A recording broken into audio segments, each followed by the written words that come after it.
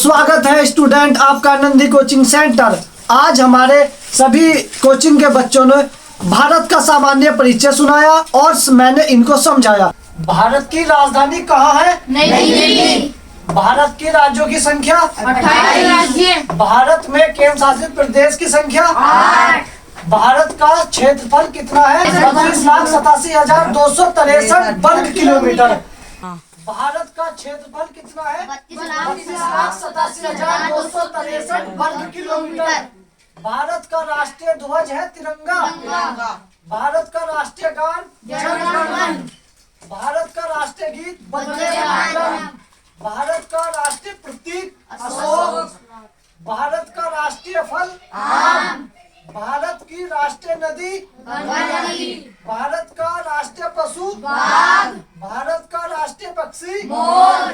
भारत का राष्ट्रीय वृक्ष बरगद। भारत की राष्ट्रीय मुद्रा रुपया। भारत का राष्ट्रीय फूल कमल। भारत का राष्ट्रीय सब्जी कद्दू।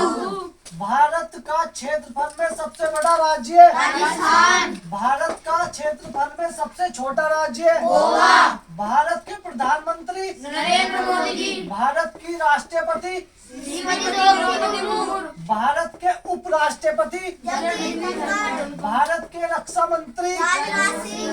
भारत के गृह मंत्री अमित शाह। भारत के प्रमुख न्यायाधीश भारत के शिक्षा मंत्री धर्मेंद्र प्रधान।